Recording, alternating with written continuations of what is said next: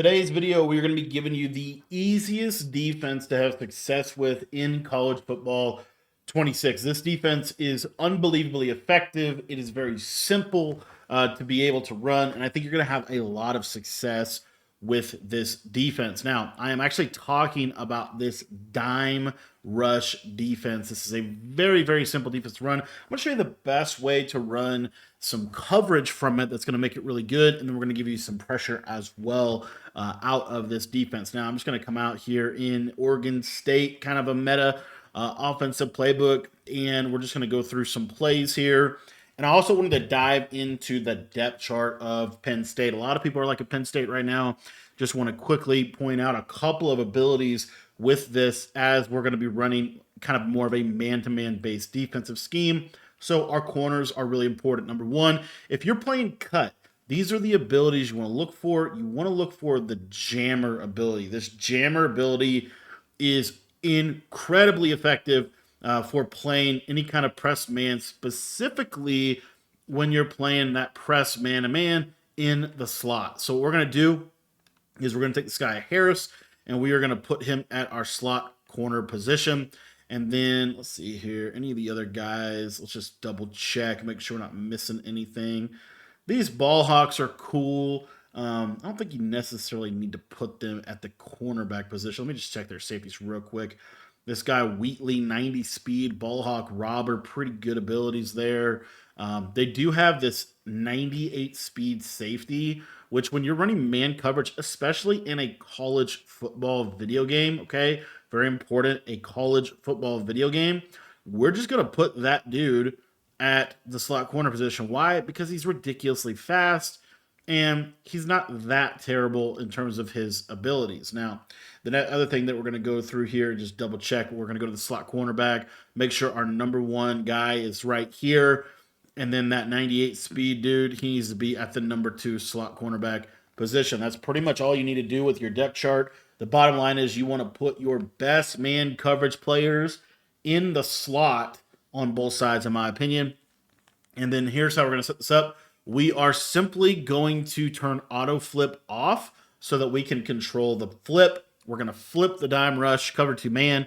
We're going to hold down the icon, and we're going to pick that Texas 4-man stunt. Really, really simple defense here. And literally all you're going to do is, you have to do this, you're going to hit Y or triangle, and you're going to hit down on that left stick to press coverage. Press coverage is the key to playing the 2-man under defense in this year's game. And all you're going to have to do is once you get this press animation on this left side, you're pretty much good to go in the sense that you can switch stick to any of the safeties if the running back is sent out. So if the running back's not sent out, as you see here, we're pretty much just bagging with this press man. Now, what you want to do with this defense, you don't really necessarily need to do anything else other than this. But the biggest thing you have to be worried about is when they put this running back out on a route like so. So when they motion the running back out, what you want to do is you want to run this guy to the running back, and you actually want to switch onto the safety position and use that safety so that you can still get that press man-to-man coverage. The press man is the most important part of playing man in this year's game, and it's really going to mess up a lot of things that they want to do. Now, I know in this formation, right, the main areas they want to attack is that right sideline. For example, if they run dagger, and this is something that really hasn't been true until this year, I would say, the thing about 2-man under that's really crazy is you're not going to really be able to get killed over the top. So, for example, here, let's say we're running a defense like this. If I want to switch stick out of the man coverage, I just want to, like, if I see the running back going a route, I'm going to take the guy that's covering him, which is my user here, and I'm going to get off of him through switch sticking. So I'm just going to switch stick to the safety, and now I'm playing almost like a cover 1 robber type of defense. Now, the reason why this works so good is because of the press. Like, you have to have press coverage. Now, the other thing that I was going to show you real quick on the coaching, just a quick ability thing. If they have a receiver, which I don't think that Penn State does have one, if they have a receiver that has takeoff, you don't necessarily want to get on the safety on that side. This is what makes Oregon such a good regs team, because they have takeoff on both. You can technically have takeoff on both sides of the field. But in this formation, let's say I know that the guy on the left side has takeoff. Then what I want to simply do when I'm playing these guys in press man is I always want to have a safety over there. But since I don't have takeoff on this right side, I don't need this deep half. Like, you literally don't need it. You can put him on a yellow. You're pretty much good to go. And that is one of my biggest tips for running this defense. If they do not have a takeoff on both sides of the field, whichever side they don't have the takeoff on, dude, just put that guy in a yellow zone. You do not need to worry about the deep pass. Let me just show you. So, like, neither one of the guys in Penn State really has takeoff.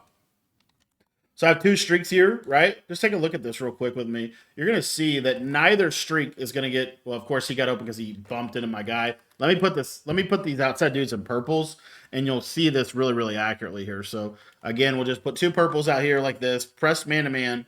I'm going to streak, 3 players, and you're going to see here that none of them, and I mean none of them, are going to get over the top. None of them are really going to get open. You're not going to have to worry about it. It's such a good way to play this game defensively. If you just want to put the controller down, you can, I mean, if they don't have takeoff, guys, you could literally run a coverage like this. Then you say, and why would they not put the running back on a route? They're not going to put the running back on a route because the blitz is going to come in a lot better if the running back's not on a route. So one of my favorite defenses in the game would be something like this. And then if they do put the running back out, then I'm just going to switch stick onto this and kind of help rob things. And you see him, it's an absolute cage against one of the best offenses in the game. This is so easy that anyone can run this defense. And what I want to do, for those of you that stuck around the end of the video, I'm going to go grab Oregon. I'm going to show this exact tip against a team that does have takeoff receivers. Okay, so the thing that you need to know about Oregon is that they have a really good offense, primarily because they have 2 receivers that are hard to press. They have this guy, Evan Stewart, with I think it's Hall of Fame or Platinum. I don't know the colors very well, but he has a really good takeoff ability, right? 95 speed. This guy Moore, who's 96 speed, but he doesn't have any abilities. And then they have this guy Benson, who has takeoff as well. So what most people are going to do is they're going to put Evan they're going to put the 2 takeoffs on the outside a lot of times, and they're going to put this guy Moore in their slot just because he's fast, to kind of create mismatches within how they're wanting to play defense. One thing real quick here is we're just going to go again, just automatically reorder your depth chart. This is all you need to do. And then what we're going to do is we're going to go to our slot cornerback position, and we are just going to make sure that our two guys are there on Penn State. This doesn't have to be with Penn State. Any team that has a jammer or a lot of jammers, just put them in that position right there. That's going to make this a really, really good way to play defense. Now, the other thing about jammer is you can obviously kind of move the jammer position around, but I do want to just show like kind of a basic idea of what to do if somebody has takeoff and kind of what you're going to experience. So what you're going to experience is if somebody does have a takeoff receiver, which right here I got Oregon, and they have 2 of them, then you have to kind of be aware of that. So if we go through here, we're going to go auto flip off. We're going to flip this, and we're going to go Texas 4-man. Okay. So I want you to watch kind of both sides here. We're just going to kind of let this run, but I just want you to kind of see what happens. So as you see here, Benson, he has takeoff, and Stewart has takeoff. I'm just going to run 2 streaks, and then really the rest of the stuff, we'll just kind of make it, basic here. So we're just going to do like a drag and a post, just to keep it simple, right? Actually, I'm going to do a crosser. Anyway, watch both sides here. You're going to see that the takeoff does activate in terms of the ability to be able to like kind of not get pressed. Like you'll even see this receiver like light up to a degree if you're playing the game. But you see how he gets like off immediately and he's able to go. But here's the thing. We have safety help. And if you really look closely, he's not actually really killing him. He's not actually like burning him like you'd normally see. And then this guy has takeoff as well. And you see he actually doesn't even win. Okay. Now, what I want to do is I'm just going to take, so I don't have any abilities on these outside corners. We're just pressing.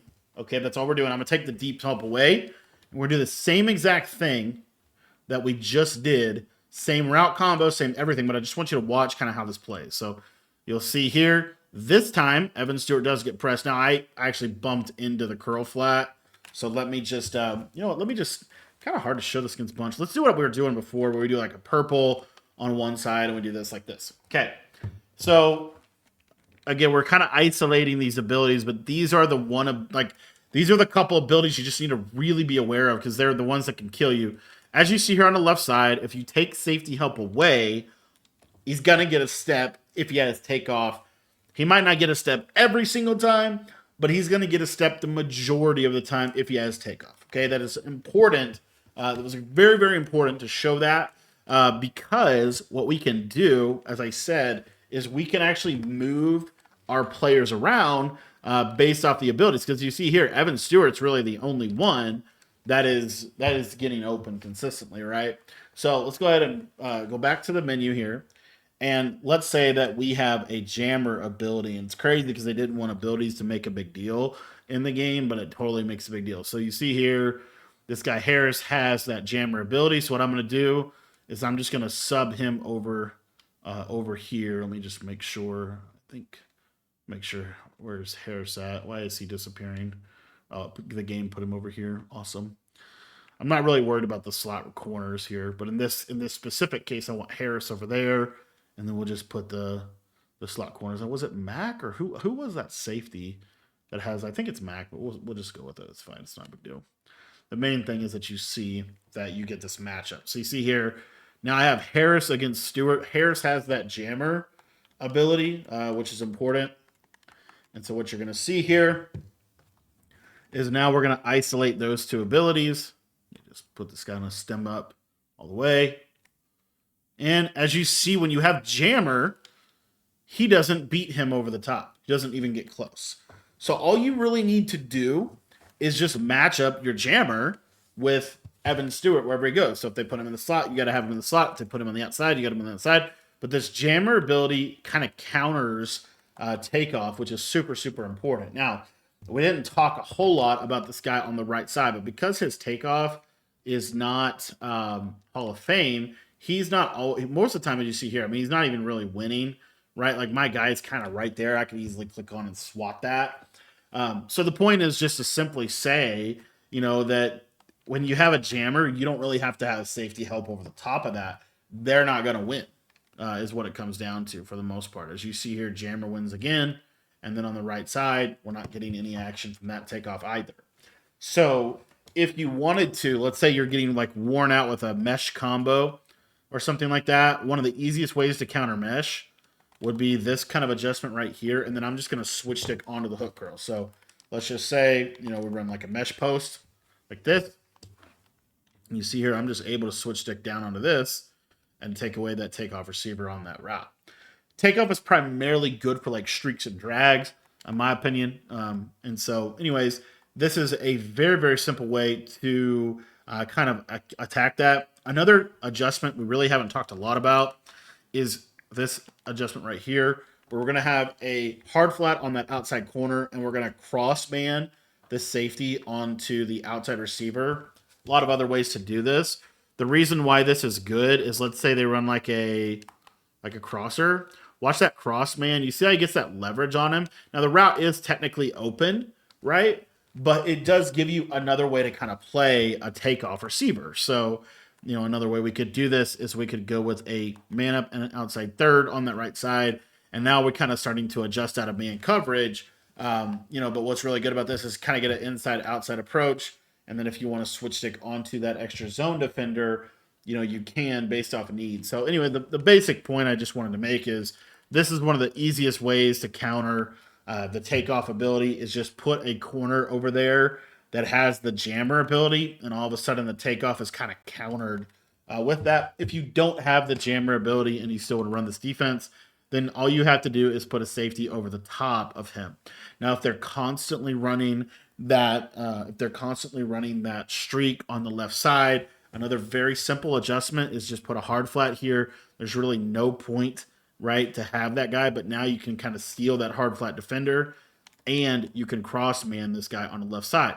So you kind of play an inside out approach if you want to. The other thing that you can do is you can universally, if you hit R1, you can universally route commit everybody to the inside, and then let's say you want to individually route commit the slot corner outside. What I probably would suggest is route committing everybody to the inside, and then maybe having like a curl flat where you think that corner route's going. Even something like this is really good because even if they have like a takeoff, watch this left side. You're just gonna see like that's not gonna really do anything for them in this example. And then you have that flat there now to be able to defend, like a cross or a corner or something like that. So I think this is a super big thing that you can know just from a man coverage adjustment perspective.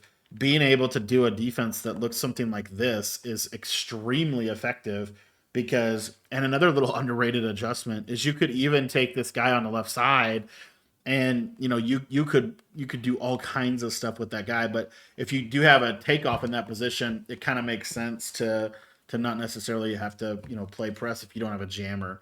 But by using the route commit where you route commit everybody to the inside and then you have that curl flat over there, what you're able to do is, let's say they run like a corner strike, and again, if I'm going all out man beating, right, this would be something that you might see.